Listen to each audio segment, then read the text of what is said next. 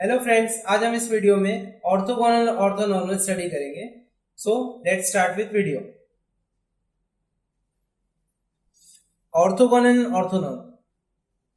Orthogonal में अगर जो फंक्शन जिसको ऑर्थोगोनलिटी एंड ऑर्थोनॉर्मलिटी चेक करना है वो अगर गिवन है, तो अगर वो ट्रिग्नोमेट्री टाइप ऑफ फंक्शन है तो उसके लिए दो केस सॉल्व करना है, दो कंडीशन सॉल्व करना है। पहली कंडीशन का आंसर क्या आना चाहिए? जीरो। दूसरी कंडीशन का आंसर जीरो नहीं आना चाहिए। So let's take an example. Question है, show that the set of functions cos x comma cos 2x comma cos 3x comma so on are orthogonal over limit minus pi to and hence find orthonormal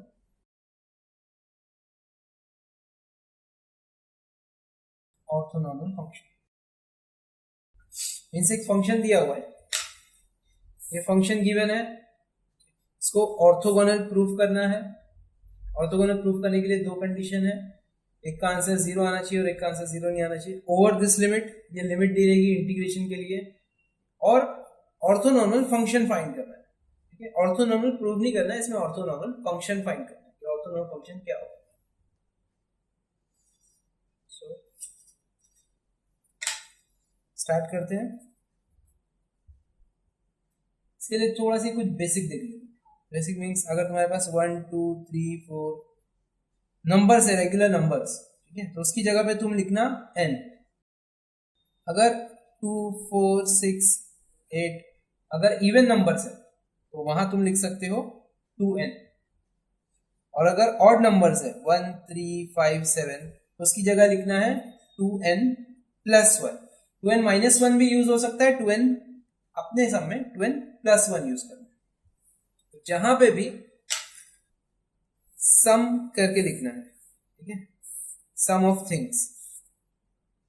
तो जहां पे भी even number है वहां 2n, और जहां पे भी ऑड नंबर है वहां 2n प्लस 1, और जहां पे भी रेगुलर नंबर है 1 2 3 4 वहां पे नोटिस करेंगे। अगर सीरीज क्या गिवन है? cos x cos 2x cos 3x and so on. यहाँ पे है x, यहाँ पे भी है x विद 2, यहाँ पे 3 and so on 4x 5x आने वाला है। मीन्स यहाँ 1x 2x मीन्स 1 2 3 4 9 से आ रहा है नंबर। तो ये जो 1 2 3 4 है उसकी जगह सम करके क्या लिख सकते हैं? n। तो जो cos x as it is 1 2 3 की जगह क्या आया? n। इसको लिख लेते हैं फंक्शन ऑफ x। अब यहाँ पे n है, इसलिए यहाँ पे क्या लिखते हैं? fn of x। अब n की जगह m पुट कर देंगे, मीन्स सेम चीज, सिर्फ n की जगह क्या आएगा? m, वो बन जाएगा f m of x। So function कैसे निकालते हैं वो समझ में आया। सीरीज को देखते हैं, वहां n 2n n plus 1 2n plus 1 क्या लिखना है वो यहाँ पे लिखते हैं। एक फंक्शन बन गया, n को m में कन्वर्ट करते हैं, सेम चीज लिखना है, बस जहां जहां n है वहां m लिखना है। सो f m ऑफ x मिल गया। अब केस 1, केस 1 क्या करना है अपने को? m is not equal to n। When m is not equal to n, integration a to b, जो लिमिट सम में दी हुई है, सम में minus pi to pi given है, f m of x means ये वाला part into f n of x means ये वाला पार्ट dx। आंसर क्या होना चाहिए? 0। तो वैल्यूज पुट करते हैं, चेक करते हैं। लिमिट यहाँ पे क्या है? Minus pi to integration minus pi to pi f m of x है cos mx into cos nx dx equal to cos a into cos b। Trigonometry का फॉर्मूला है, ट्रिग्नोमेट्री के फॉर्मूले की वीडियो की लिंक डिस्क्रिप्शन में है, आप वहां से फॉर्मूलाज कैसे यूज करते हैं, कैसे उसे अप्लाई करते हैं वो स्टडी कर सकते हैं। सो cos A into cos B, cos A into cos B का फॉर्मूला होता है cos A plus B plus cos A minus B। A की जगह पे है mx और B की जगह पे है nx, फॉर्मूले में पुट करेंगे A और B की जगह पे, तो क्या आएगा cos A plus B plus cos A minus B। अब ध्यान रखना है अच्छे से, ठीक है, वो वीडियो में भी एक्सप्लेन किया ट्रिग्नोमेट्री, अभी भी ध्यान रखना कि ये जो फॉर्मूलाज है वो 2 टाइम्स है, means 2 cos A cos B, 2 sin A sin B, 2 cos A sin B, 2 sin A cos B। अगर ये 2 यहाँ पे नहीं है, होल डिवाइड बाय 2 यहाँ पे आता है। Integration minus pi to pi as it is, 2 terms हो गए, मतलब ये अलग और ये अलग, तो ब्रैकेट लिख देते हैं dx। पहले ये पूरा एक टर्म था, अब 2 टर्म्स बन गए, बीच में आ गया प्लस, सो 1/2 साइड में इंटीग्रेशन माइनस पाई टू पाई, यहां हो जाएगा cos mx plus nx plus cos mx minus, integrate करेंगे 1/2 बाहर, इंटीग्रेशन ऑफ cos होता है sin mx plus nx upon x के साथ जो भी टर्म है वो डिवाइड में m प्लस प्लस cos का integration again sin mx minus nx वो डिवाइड बाय x के साथ जो भी टर्म है वो डिवाइड में m minus minus pi to, upper limit minus lower limit करेंगे, मींस x अगर कॉमन ले लेते हैं, यहाँ से x कॉमन ले लेते हैं, सो बाहर आएगा पाई आएगा। पाई के साथ अगर फ्रैक्शन नहीं है, इस फ्रैक्शन की बात नहीं कर रहा हूँ, थीटा की जगह पे अगर फ्रैक्शन नहीं है, साइन के साथ पाई आया तो आंसर 0। अपर लिमिट चाहे पुट करूं चाहे माइनस पाई लोअर लिमिट, क्योंकि sine of minus theta minus sine theta होता है, मींस अगेन ये पाई आ जाएगा, आंसर क्या हो जाता है 0। वैल्यू चाहिए तो पुट करके दिखा दे,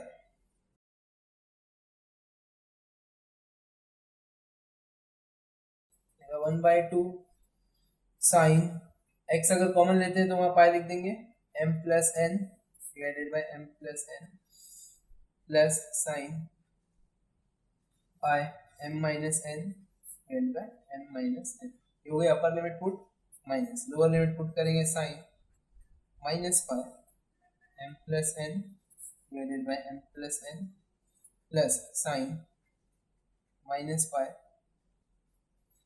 m minus n divided by minus,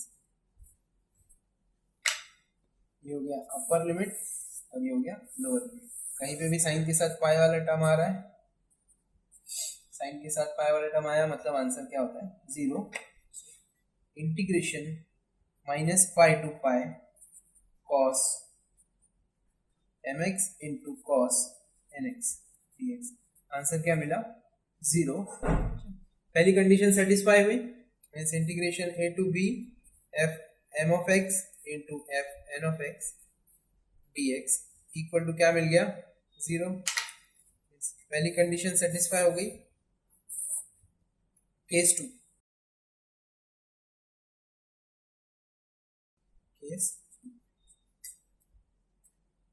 case 2 में क्या होता है m is equal to n होता है, m और n क्या होते हैं इक्वल। अब जब f m of x की जगह n की जगह m या m की जगह n डाल दूंगा, दोनों सेम हो जाएगा, मींस वहां क्या होने वाला है इंटीग्रेशन a टू b, अगर ये already f m of x है, दूसरा था f n of x, उसको भी मैं अगर f m of x लिख दूं dx, तो ये क्या बन जाएगा integration a to b f m square of x dx। इसका आंसर 0 नहीं आना चाहिए। इसको डायरेक्टली ऐसे भी सॉल्व कर सकते हैं, means cos mx into cos mx, cos a into cos b का फॉर्मूला अप्लाई करो, या फिर cos square mx cos square theta का फॉर्मूला अप्लाई। तो ये तो ऑलरेडी एक्सप्लेन हो चुका है, सो इसको ट्राई करना है ऐसे सॉल्व करने की, और ये दूसरे मेथड से भी यूज कर सकते हैं। क्या है इंटीग्रेशन माइनस पाई टू पाई ए और बी, इंटीग्रेशन की लिमिट थी माइनस पाई टू पाई, दो कंडीशन है, मीन्स एक ही कंडीशन है, उसको दो तरीके से लिखे। आपको ऐसे सॉल्व करना है, ऐसे करो, ऐसे सॉल्व करना है ऐसे। मतलब अगर यहाँ लिखना है cos mx into cos mx dx, ऐसे लिख के सॉल्व करना है, means cos a into cos b solve करना है तो भी चलेगा, या फिर integration a to b cos square mx dx। इसका आंसर क्या आएगा चेक करेंगे, minus pi to pi cos square mx dx। cos square theta का फॉर्मूला होता है 1 plus cos 2 theta whole divided by, theta की जगह पे यहाँ पे है mx इंटू 2 टाइम्स होगा थीटा, तो यहाँ आएगा integration minus pi to pi 1 plus cos 2 theta की जगह mx है तो mx whole divided by 2 with respect to x। 1/2 side में चला जाएगा, 1/2 integration minus pi to pi 1 plus cos 2mx dx। अब 1 का इंटीग्रेशन अलग और cos mx का अलग, क्योंकि बीच में है प्लस है, प्लस या माइनस है तो अलग अलग कर सकते हैं। सो 1/2, 1 का इंटीग्रेशन हो गया x प्लस cos का इंटीग्रेशन हो गया sine 2mx divide by 2m minus pi to pi. Again pi put करेंगे तो 2m पाई होगा, साइन के साथ पाई आया, आंसर 0, माइनस पाई आया। फ्रैक्शन मतलब यहाँ पे फ्रैक्शन तो नहीं है ना, थीटा की जगह पे ये होल डिवाइड बाय फ्रैक्शन की बात नहीं हो रही है, तो दोनों टाइम पे आंसर क्या होने वाला है 0, सिर्फ लिमिट पुट होगी यहाँ पे। तो अपर लिमिट है पाई, लोअर लिमिट है माइनस पाई, 1/2 x की जगह पुट होगा pi, minus lower limit put होगा माइनस पाई, सो 1/2 ये क्या होगा pi plus pi integration minus pi to pi cos square of mx dx। इसका आंसर मिलेगा पाई, क्योंकि ये हो जाएगा 1/2 इंटू 2 पाई, वो 2 कैंसिल होंगे, क्या मिलेगा pi, which is not equal to 0। यही तो प्रूफ करना था, integration a to b f m square of x dx should not equal to 0। ठीक है, ये पाई है, इज नॉट इक्वल टू 0 है, so hence condition satisfy. First वाली कंडीशन भी सेटिस्फाई, केस 1 भी, केस 2 भी, since integration a to b f m of x into f n of x equal to 0 and integration a to b f m square of x dx is not equal to 0, which is equals to pi I. Therefore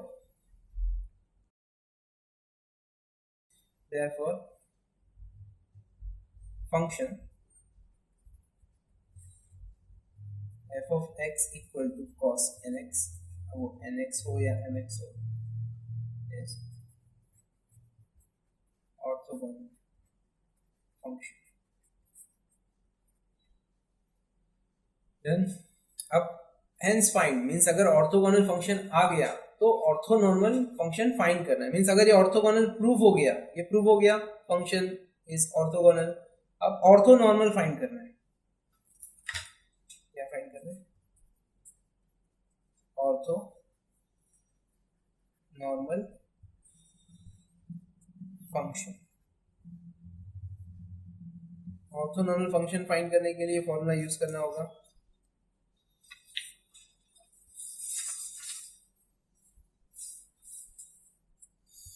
integration a to b f x the whole square dx equal to 1। ये condition satisfy करना पड़ेगा।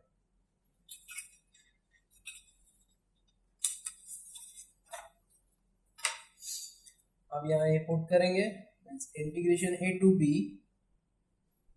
Function of x जो था already cos nx the whole square dx should be equal to 1, लेकिन ये answer क्या है अपने को, but integration a to b f of x the whole square means f square of x dx का answer क्या आया है? पाई।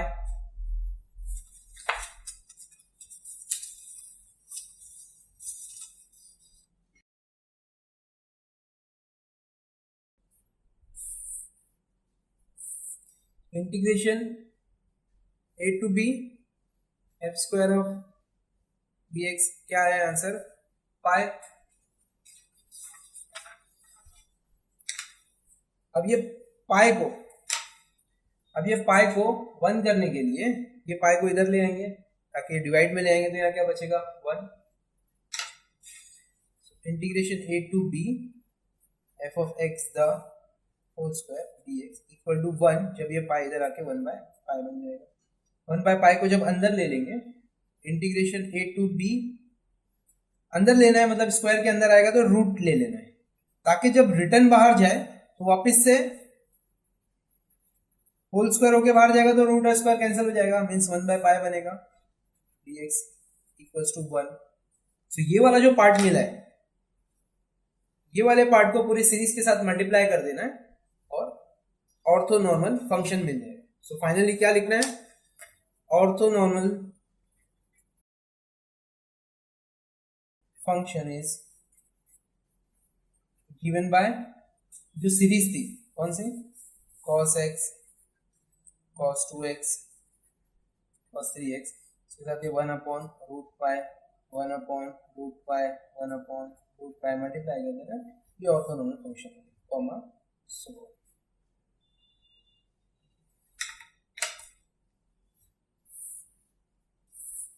Thank you. हेलो फ्रेंड्स, अगर आपको इस वीडियो से थोड़ी भी हेल्प मिली है तो इस वीडियो को लाइक, शेयर, कमेंट और फैमिली और फ्रेंड्स में शेयर करें। Thank you.